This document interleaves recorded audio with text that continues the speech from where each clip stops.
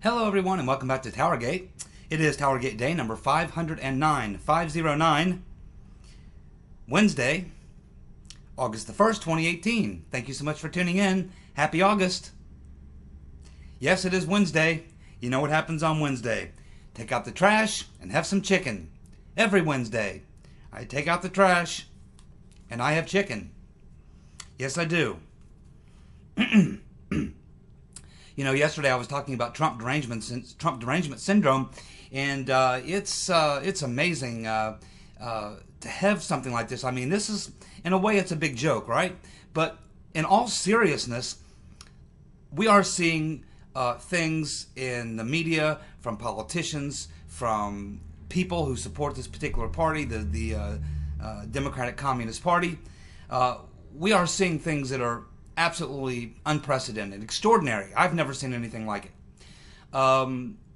So yesterday we have this Tennessee Democrat who's a spokesman for the Democratic Party in Tennessee. He is also on the staff of the person who's running for the Democrats for the governorship, dropping F-bombs like crazy. And I mean.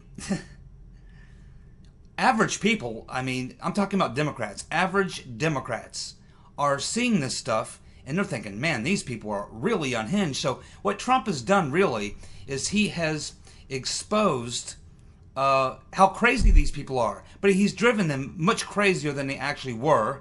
And I think it's almost like anything Trump is for, they have to be against. And they think Trump is so extreme in his views that they have to match him by going so extreme in their views. But usually, in past, years in the history of our country, people who you hire to be your spokesman are people who understand the language. They understand exactly how important their speech is, how the words they use. They really focus a lot. These are what they're professional spokespeople. They are supposed to understand how people are going to respond to the things that they say. So they're typically very careful about the things that they say. But we have this guy from Tennessee. His name is Mark Brown. He is a spokesman for the Democratic Party in Tennessee. And he is working, one of the high tier people on the campaign of the Democratic Communist who's running for governor there in Georgia. And here is some of the things that he has stated just in the past couple of weeks. Yesterday he says, here comes an F-bomb alert, by the way. Put your hands over the kitty's ears, because we're talking about a Democrat spokesman. He says, he's asked by a reporter about reaching out, trying to reach out to Trump supporters, people who might have voted for Trump or what have you, trying to reach out, because they got to try to recapture some of those voters that Trump took away from them. So they ask him about reaching out, and he says, quote, "Fuck reaching out to Trump voters. They're idiots." Oh, man. Oh, and it gets worse. He also called Trump a fucking moron, an insane fuck, and Putin's bitch.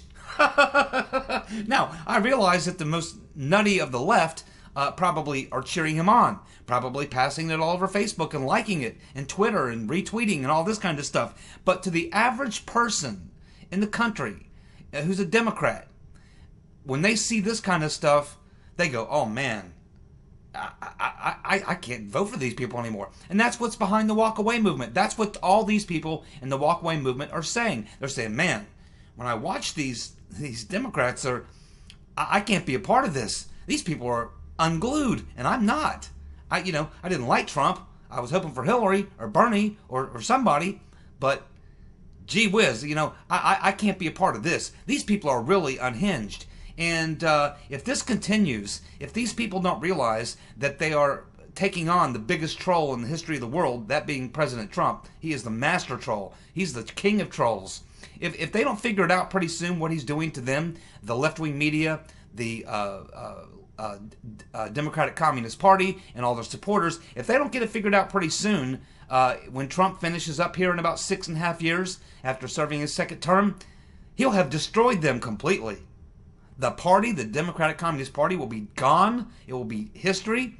And the left-wing media, all those people you see they'll be doing something else because they won't be on TV doing so-called news. Unbelievable that a professional spokesperson would say these things. This is unprecedented. This has never happened before. You know, they might say damn or hell or something like that, but you got this guy dropping F-bombs, effing moron, effing idiots, calling Trump supporters effing idiots. You'd think they'd have learned their lesson when the rotten Reverend Clinton called his supporters a bunch of deplorables. But they haven't learned their lesson. That was a major error. A major error. It should have gone down in the history books of political political contest. It should have gone down as a lesson. Never, ever, ever, ever, ever, ever, ever attack the very people who you are trying to bring in. But they haven't learned that lesson. They can't control themselves because, clearly, I agree now. I thought it was a joke. No, it's not a joke. Trump derangement syndrome is real. It's a real disease. It is taken over these people's minds. And I don't know. Maybe they need a mass group therapy session. I don't know. I don't know what you do. I don't know what you do at this point. Some of these people are going to end up in a rubber room, straitjackets, and this guy will probably be at the head of the list because his candidate's probably going to lose. I mean, do you guys think a Democrat's going to win the governorship in Georgia? I don't think so. I don't think so. But we'll keep watching. So there you go. Just more proof that Trump derangement syndrome is in fact real. Now, the House Oversight Committee will be calling in the former director of the Federal Bureau of Insubordination, the dishonorable James Comey. J. Edgar Comey. That's right, J. Edgar Comey will be called in for a deposition. He's also been ordered to retain all documents. That would be federal records.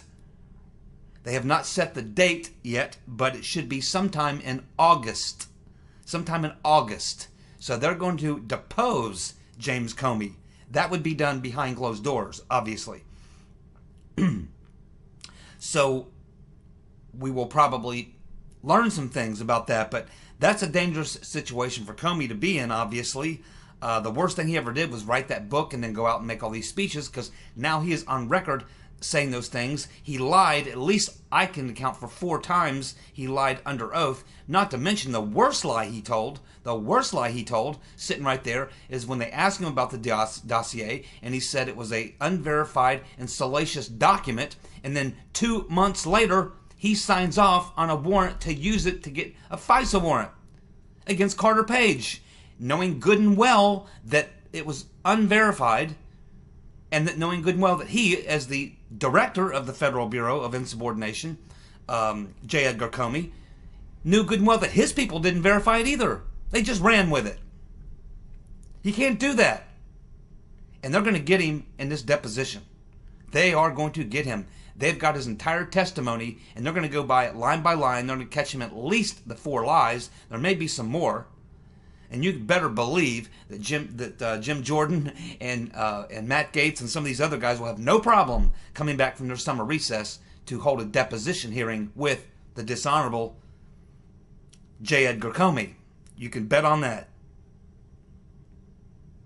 Trump is going to campaign 7 days a week for candidates in the midterms. He's in Florida doing a rally tonight for Ron DeSantis, whose latest commercial is absolutely fantastic. I'm sure some of you have seen it. It's fantastic because it's funny. It's meant to be funny. He's trolling the left wing, the media, the Democrats, his opponent, and all the rest, and they don't even realize it.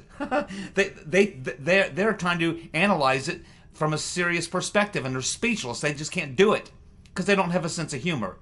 And it's just hilarious. It's a great ad with him and his wife and his kids, and it's just a great ad by DeSantis. So Trump is down there in Florida at that rally, and you can bet it's a rockin' event down there.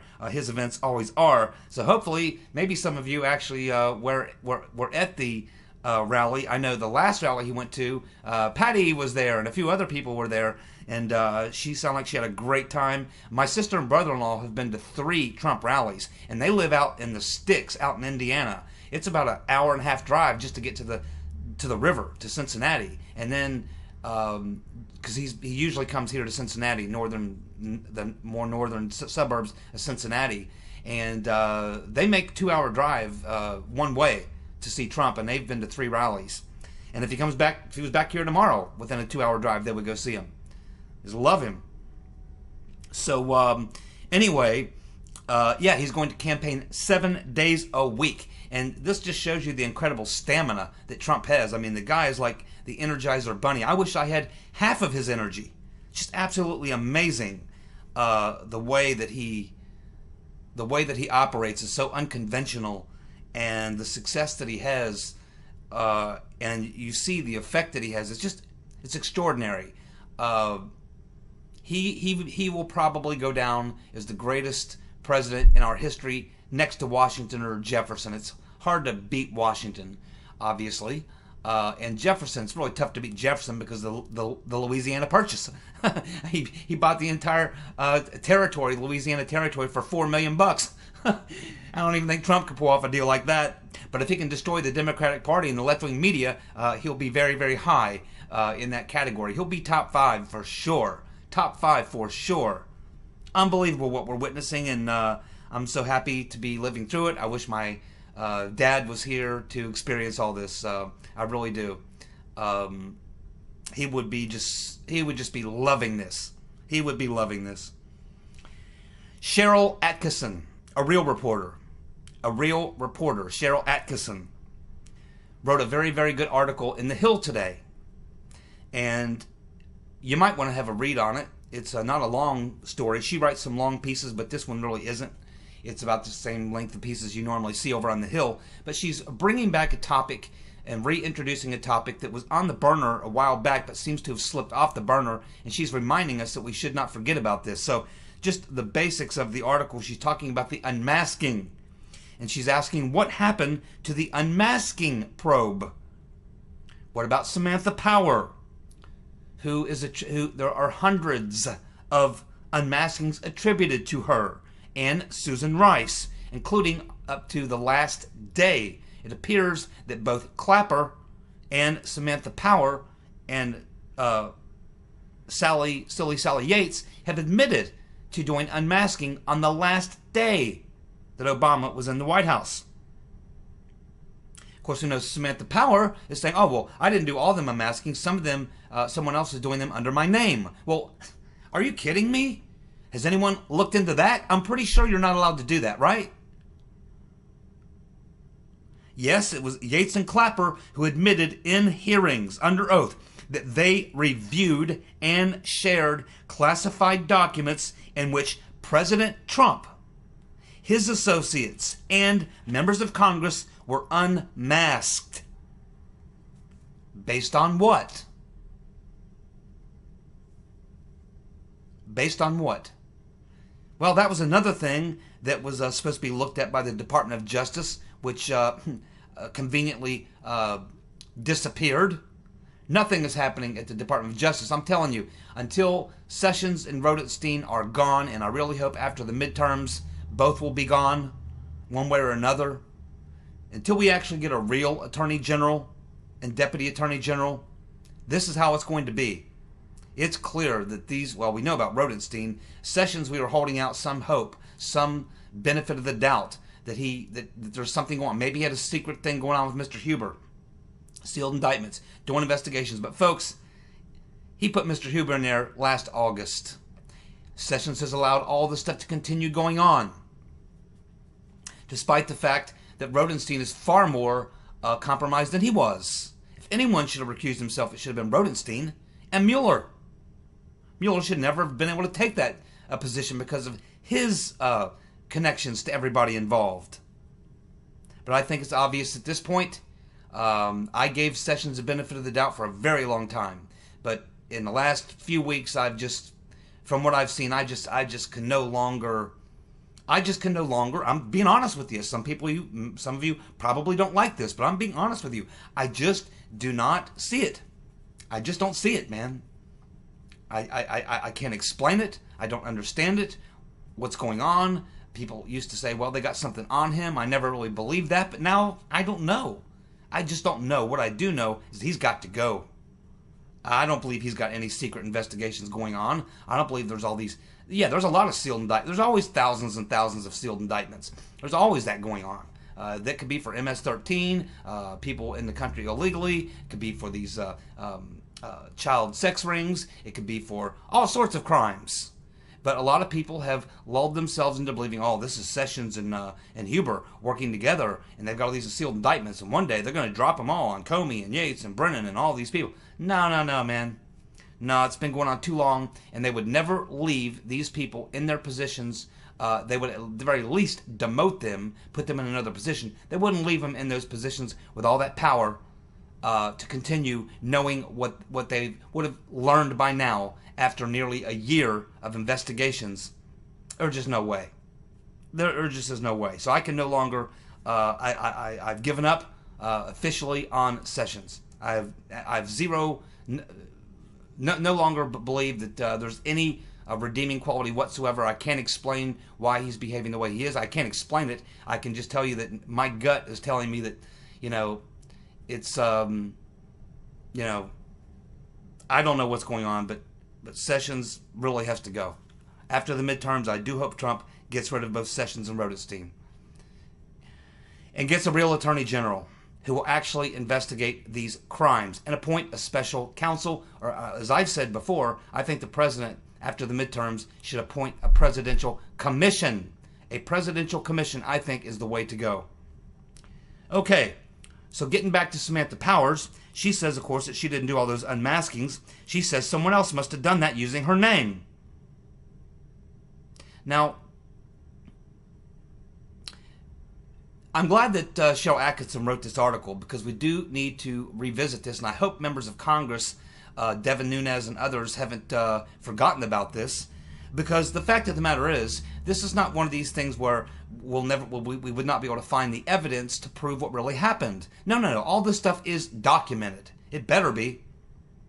It better be. You see, there has got to be documentary evidence to reveal who did what. We can know the names of who requested unmasking, when they requested that unmasking, and why. You can't just do this on a whim. You can't pick up the phone and say, yeah, I want to unmask somebody. No. Mike Rogers explained the unmasking process at NSA. And we know it's a fairly detailed process. It's all documented. Everything is documented. We could know the answers to all these questions, but nothing's been happening. It's nothing but crickets. That's why we know that Sessions ain't a serious man. And Huber, he's not either. Whatever he's doing. Remember, Huber's deep state as they come. His job, he is the senior person at the most secretive records storage facility that the DOJ has, where all their deepest, darkest secrets, this massive facility which stores all this data there. He is the head guy there. So he's very deep state to have even gotten that job. And we can see that he's doing exactly, he was put in there to do nothing more than to pacify people who were calling for special counsels and stuff. They put him, so Sessions throws him out there, say, oh, I got somebody, and he's really working on this stuff. And, if I'm wrong, I'll come out and admit it. 100%. No problem admitting when I'm wrong. But at this point, that's my position. That is my position. Now, it was Nunes, of course, who searched the NSA databases, it was Nunes who actually looked at the unmasked names first. So Nunes knows. There's not a question about this. Nunes knows that Trump was unmasked, that people in his campaign were unmasked, probably Republican people around his campaign unmasked, including probably Sessions. So what we have is that the perps, of course, now admit that they did the spying and the unmasking after lying about it for a year. But they say they did it for legitimate reasons and not for political reasons. But the evidence of all of that should not be hard to get to. It's there. They just need to go look at the evidence. And if these people have been found to have, the people who did the unmasking are found to have done it based on lies, yes, they should go to prison. Someone needs to get back to work on that issue. Cheryl Atkinson is correct. Jim Jordan says that the Rodenstein impeachment is still on the table if the DOJ does not turn over the documents. Mark Meadows says the same. We'll see if they actually do it. We have Kim.com, who says he's building a new social media site which will have a free speech platform. Very well done. Let's do it, Kim.com. You might want to, while you're at it, build a social media site where we can post videos. And we can get away from Google and YouTube. Wouldn't that be awesome? Now, we were talking a couple days ago about the judge ordering Christopher Steele to stand for deposition in London, which he did do. Now, that deposition was pretty much under seal because, as far as the British government is concerned, and they had, their people in there, they consider that to be classified. So it's not, out there for the public view, but they will be able to view it in this legal case because it will likely be disclosed to the jury in the case, in the BuzzFeed case in Florida, in November. Gubarev's attorneys, of course, were present when he gave the deposition, but it's been sealed. But it looks like it will be unsealed, at least for the purposes of the court hearing, in November, when the BuzzFeed case reconvenes. We have another issue. Mueller, of course, Uncle Bob the executioner, indicted the 12 Russian intel officers with the actual hacking of the DNC servers. That's who Uncle Bob is saying was behind the hacking of the DNC servers. But nowhere in Mueller's indictment does it ever mention XBT Holdings, Webzilla, or Mr. Gubarev. He never appears in the indictment. This is the indictment that Uncle Bob just handed down on the 12 intel officers. If he used the CrowdStrike information, which he says he did, and he's working from an investigation that works from the dossier, which he is, then he indicts these 12 Russians, but he never mentions a single word in his indictments about Mr. Gubarev or his companies. So it really doesn't make sense. Who's Mueller going to say initiated all this? Is he going to put it all on these 12 Russian intel officers? Is he going to suggest that they personally did the hacking? I mean, are these guys computer experts? I guess they're pretty good, but I don't know if they're the type of experts you need to pull off what was done or what's alleged to have been done. Or is Uncle Bob going to use Fancy Bear and Fancy Bear, Fuzzy Bear and Fancy Bear, whoever, which is who CrowdStrike says did it, who CrowdStrike says are actually Russians. But it's just funny that Mueller does not go ahead and mention Gubarev or his companies or indict them. Why? Because he knows that Mr. Gubarev has his Webzilla's Dallas-based company here in the U.S. He knows Mr. Gubarev has good lawyers. He's been watching Mr. Gubarev's lawyers over the past year and a half, and he knows they're not going away. He's in this thing until the bloody end to get to the truth. And he knows that this is a guy who owns a tech firm, and that you're not going to go into court and beat him on technical stuff. So Mueller doesn't want anything to do with Mr. Gubarev. But it will be interesting to see if Mr. Gubarev wants to have something to do with Uncle Bob the executioner somewhere along the line throughout this BuzzFeed case. Because at some point could come into play.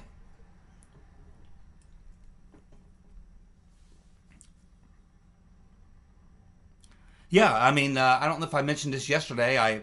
It appears I did not. I thought I did, but I guess I didn't. But yeah, it appears that they're saying it's now official that Trump derangement syndrome is real, and they're saying that therapists across the country are reporting a massive uptick in patients seeking therapy for Trump derangement syndrome. And therapists are describing this as collective anxiety due to Trump's volatility. And these therapists are saying that their patients believe that the world is really about to end. They believe the world is really about to end. Well, I wonder why. They sit around watching MSNBC and CNN and reading all the left-wing garbage who've been telling them that for about a year and a half.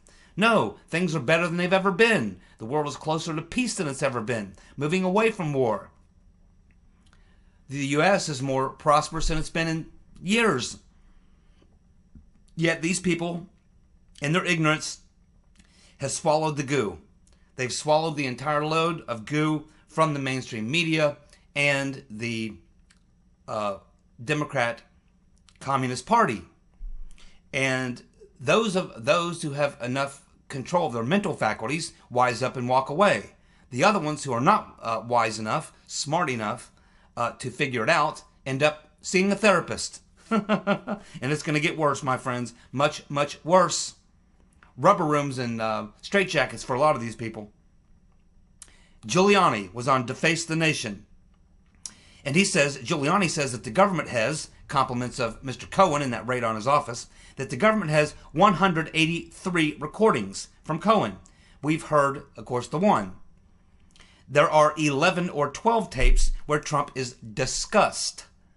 And there are 3 where Trump is actually on the call. They turned those 3 over to Giuliani. So Giuliani has those 3 tapes.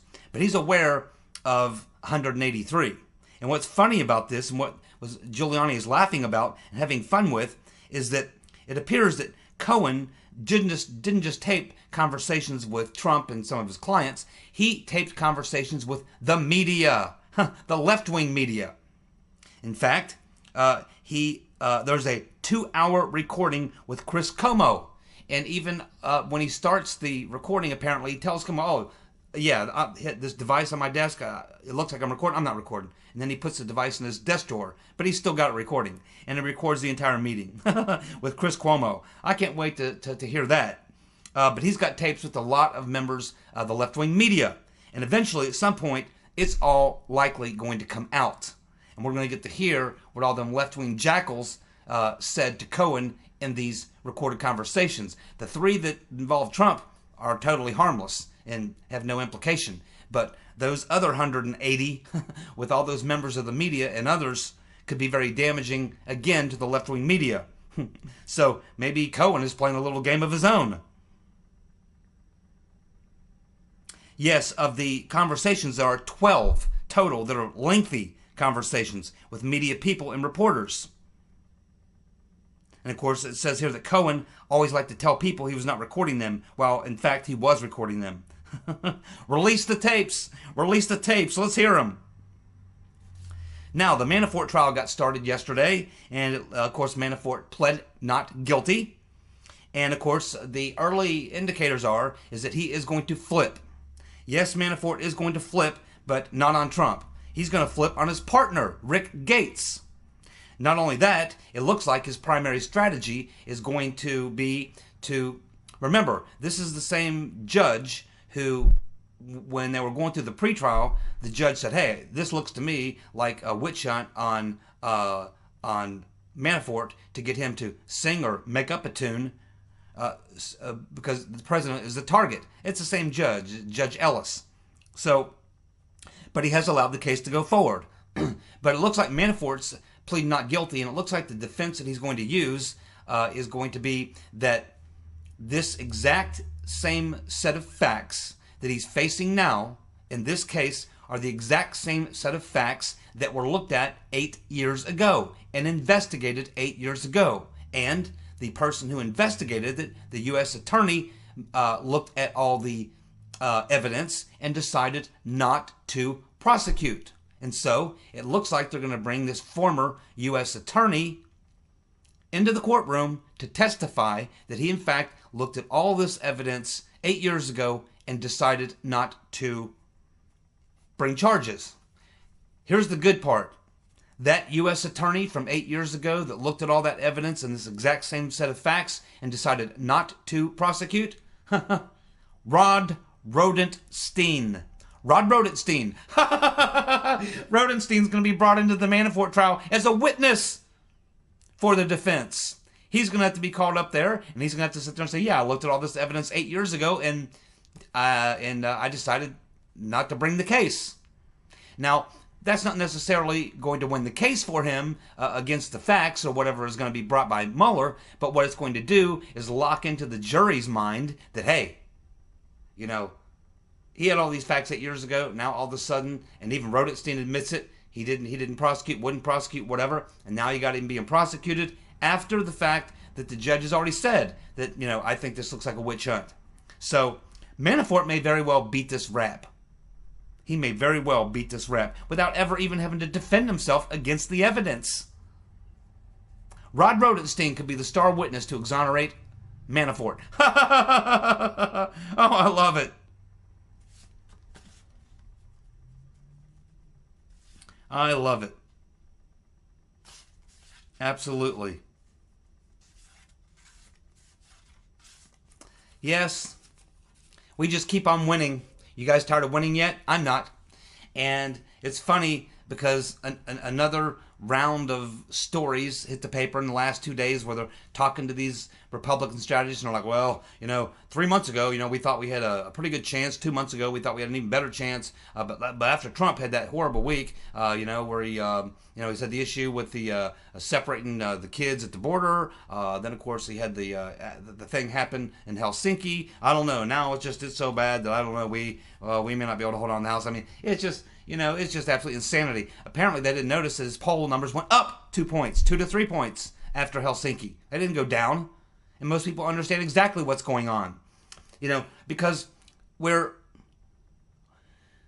everyone is working against whatever narrative that they want to work in. Okay, so you have the one narrative, which is that, okay, Trump, people around Trump may have been colluding with Russians. The dossier may not be 100% true, but most of it is true. Trump's a buffoon. He says crazy things. He's unhinged. He's not this. He's not that. He's not really presidential. All these sorts of things. And a lot of these Republicans work in that narrative. They're kind of the anti-Trump, but are kind of they want to be anti-Trump, but they know it's perilous. And then you have the other, which of course the hardcore supporters of Trump's, which have no problem coming out and talking about the real issue with this particular case and why Trump would say the things he said in Helsinki, which is that, hey, why would you criticize Trump for criticizing the intel agencies when in fact we're learning every day more and more that the heads of those agencies, Brennan, Clapper, Comey, Peter's been stroking us, the whole group of them, were in the process of putting together a coup, trying to destroy his presidency after exonerating Hillary, and now they're trying to take him out in a coup. So he's supposed to go up and stand there and say, oh yeah, I totally trust the intel communities. After, you see, the thing is here, and the reason this is not playing anywhere outside of D.C., outside the Beltway, is because the average American at this point is pretty sure that the CIA had a hell of a lot to do with the JFK assassination. A lot of people think they had a lot to do with 9/11. A lot of people think that they had a lot to do with a lot of things. Most of us who lived through the Vietnam War are pretty damn sure that they were involved in that little operation there in the Gulf of Tonkin and creating that little false flag. We of course know about their disastrous events in the Bay of Pigs, and on and on and on and on. Most people know these intelligence agencies are totally corrupt, and they understand what they tried to do in the 2016 election. So this is the view. So when these idiots in Washington, these sort of anti-Trump Republicans and establishment people in Washington, they're working from this other narrative. But it's not the narrative that we all see. You know, when I see Trump, you know, say, well, I don't know if I trust my intelligence agencies or not. Me and probably all of you and millions of Americans go, yeah, Trump's absolutely right. I mean, I wouldn't trust these damn intelligence agencies as far as I can throw them. They've been meddling with presidents and members of Congress and citizens forever, since they've been around, since 1947. But these people inside the Beltway, almost it's like they have to protect this I don't know what it is. Like these are some kind of saints in the intelligence. Oh, we can't criticize the intelligence community. Oh, they're saints. They keep us safe. Oh yeah, they keep us safe. You know, so it's just whatever narrative you want to buy into or whatever view you have. But this is why these guys are losing. This is why they're leaving. This is why as Trump continues to come back, he gets stronger and stronger and stronger, and this is why he's ultimately going to win. Thanks so much for tuning in. See you guys next time. Bye.